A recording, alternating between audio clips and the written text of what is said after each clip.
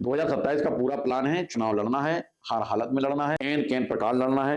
Bahujan Samaj party में हम पदाधिकारी रहे और कोऑर्डिनेटर की जिस नेता से नहीं पटती है वो धीरे धीरे बहन जी को उस नेता के बारे में बताता रहता है। साथ साथ अधिकारी कार्यकर्ता की बात को नहीं सुन रहे हैं। बुंदेलखंड की राजनीति में जब जब चुनावी चर्चा होती है तब तब पूर्व विधायक केपी राजपूत जी का नाम सबसे पहले जोड़ा जाता है। उनकी विधानसभा अगर देखी जाए तो बबीना विधानसभा से पूर्व में 2012 में विधायक रहने के बाद क्या क्या कार्य किए उसको भी लेकर हम चर्चा करेंगे और साथ साथ हम ये भी चर्चा करेंगे कि आगामी में किस पद से विधायक पद से वो किस पार्टी के द्वारा चुनाव लड़ेंगे। 2012 में जब दृश्य था आपके सामने तो ऐसे क्या काम थे जो आपने करे वहां पर? देखिए, जब 2007 का चुनाव था और माननीय रतन लाल जी जब विधानसभा का चुनाव लड़े और वो मंत्री बने, उसके बाद हम उनके प्रतिनिधि के रूप में हमने बबीना विधानसभा में उनके साथ रहे। पहले से ही विधानसभा में काम करते थे, लेकिन जब उनके साथ रह करके जो हमारे क्षेत्र की जो समस्याएं थी, जब हम लोगों की समस्याएं जब वो मंत्री जी को बताते थे, उस समय हम वो समस्याएं बहुत गौर से उनकी सुनते थे और एक मन में ये लगता था कि काश अगर मैं विधायक होता तो इनकी ये समस्या का समाधान करता। और 2011 में जब 10 में बहन कुमारी मायावती जी ने मुझे अध्यक्ष बनाया और 11 में हमारा विधानसभा का टिकट किया, 12 में हम चुनाव लड़े। लोग उस समय एक बात कहते थे कि चुनाव पैसे से होता है और हम कहते हैं कि चुनाव अगर जनता के बीच में आप रह करके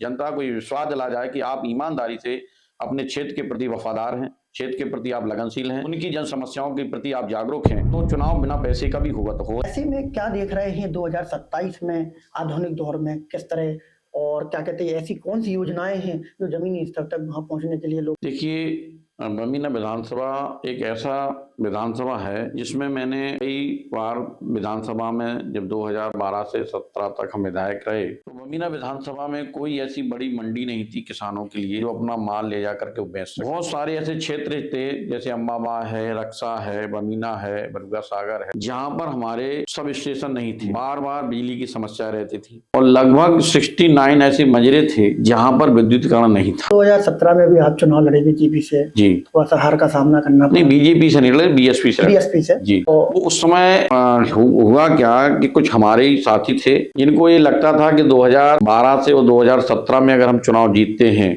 तो उन्हें एक थोड़ी सी टीस थी। जो साथी थे जो भारतीय जनता पार्टी में शामिल हो गए थे उनकी बात को सही समझ करके उन्होंने भारतीय जनता पार्टी को वोट दे दिया, इसलिए हम 17 में लूज करें। बहुजन समाज पार्टी में कहीं ना कहीं एक चर्चा का बाजार भी गर्म होता, आम जनता के बीच भी बात जाती है कि अनुशासनहीनता के तहत पार्टी ने आपको निष्कासित किया था। देखिए, हमें तो आज तक कोई भी ऐसी बात नहीं लगी कि मैंने कहीं अनुशासनहीनता करी। हाँ, एक बात जरूर हमसे, चाहे वो गलती मान लीजिए, कि जब मेरा टिकट कटा 2022 में तो हमारे कोऑर्डिनेटर था, उनका नाम आया कि ये इन्होंने टिकट कटवाया, तो वो हमसे छोटा था, हमारा जूनियर था, हमारा वो सम्मान करता था, पैर छूता था। तो संत गाडगे महाराज जी की जयंती थी, उस जयंती में हम गए तो उसने पैर छुए, तो मैंने उससे इतना जरूर कहा कि यार हटो यार, तुम सामने पैर छूते हो, पीठ पीछे छुरा भोंकते हो।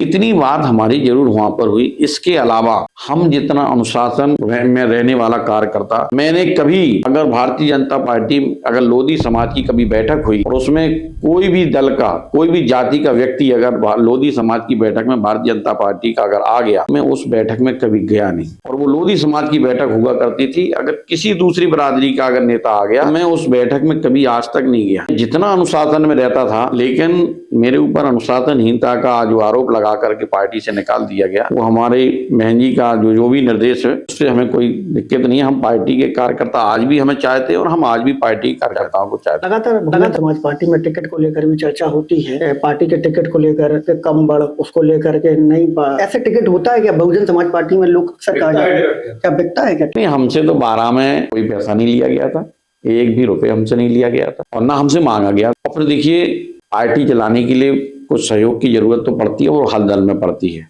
और हर दल के लोग सहयोग लेते हैं, उसमें कोई ऐसी कोई बात नहीं है कि नहीं पैसे ही टिकट के लिए लिए जाते हैं। पार्टी को, संगठन को चलाने के लिए पैसे की जरूरत पड़ती है और उसको लिया भी जाता है और हम लोगों को करना भी चाहिए सहयोग जो भी बनता है। विधानसभा 2027 का जो सफर तय होगा आपका, अगर पार्टी मौका देगी आपको तो क्या चुनाव विचार में रहेंगे? देखिए, अब मैं भारतीय जनता पार्टी में हूँ और भारतीय जनता पार्टी के लिए मैं काम कर रहा हूँ, लेकिन मैं बहुजन समाज पार्टी के कार्यकर्ताओं को धन्यवाद देता हूँ कि वो आज भी हमें अपना भाई मानते हैं, अपना साथी मानते हैं, अपना नेता मानते हैं। तो आज भी वो लगातार हमसे संपर्क करते रहते हैं और वो लगातार प्रयास में है। भाई साहब आप तो चुनाव लड़िए, कोई भी दल से लड़िए, हम आपके साथ। और प्रयास हमारा यही है कि पहले तो भारतीय जनता पार्टी में जब हम काम कर रहे हैं तो भारतीय जनता पार्टी से हम चुनाव लड़ेंगे।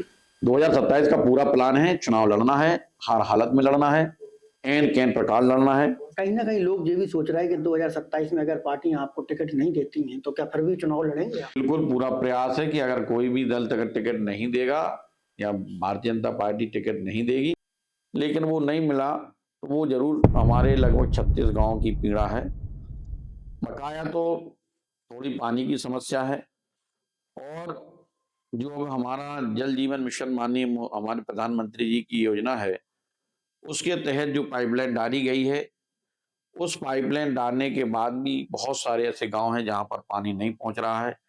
और आज भी हमारे जो सड़कें, गांव की सड़कें थी, वो खुद ही डली हैं। वो सड़कें अभी तक ठीक नहीं की गई हैं, कभी टेस्टिंग के नाम पर भी छोड़ी रखी हैं, कभी अभी पानी चालू नहीं हुआ है उसकी वजह से छोड़ रखी हैं। तो यही समस्या है हमारे क्षेत्र की।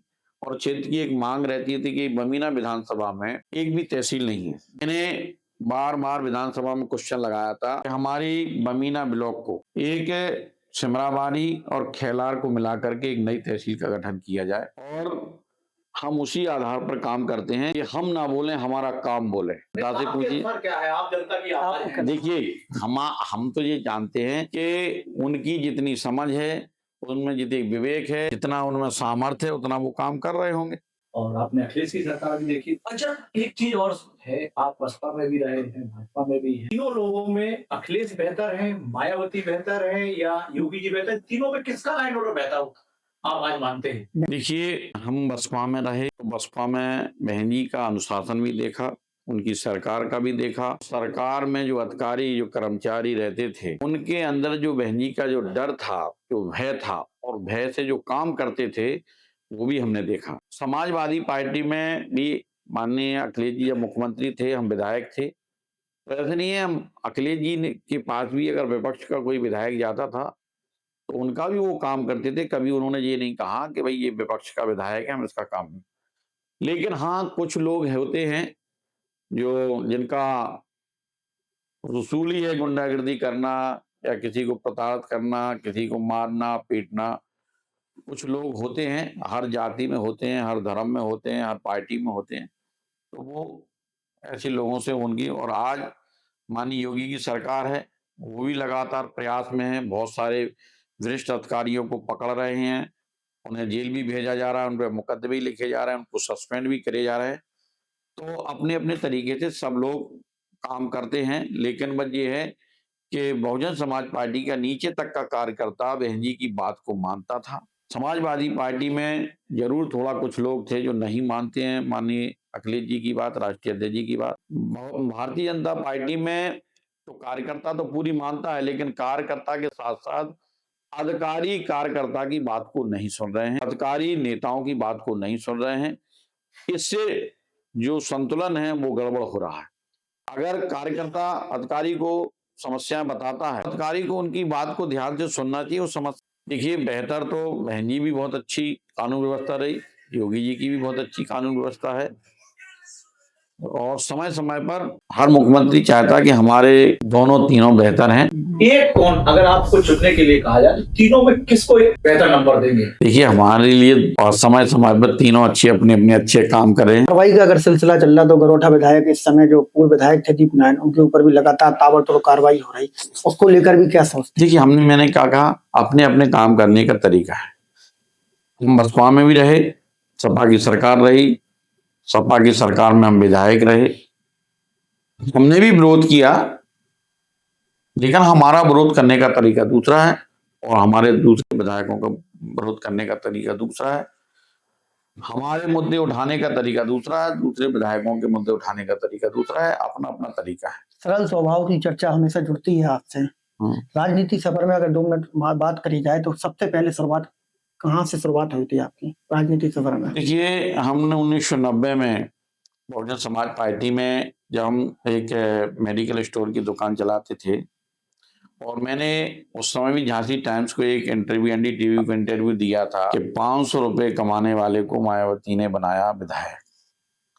उस समय में 500 रुपये कमाता था और बीएसपी की में उस समय हमने सदस्यता ग्रहण करी थी। उससे पहले मैंने कभी कोई राजनीति नहीं करी। पहली राजनीति हमारी बसपा से थी। लगभग लगातार 30 साल हम बसपा में हमने राजनीति करी और बूथ से लेकर के प्रदेश सचिव तक बहुजन समाज पार्टी में हम पदाधिकारी रहे। कोई ऐसा पद नहीं बचा, चाहे मंडल का हो, चाहे लोकसभा का हो, चाहे जिले का हो, चाहे विधानसभा के हो, सारे पदों पर रहे।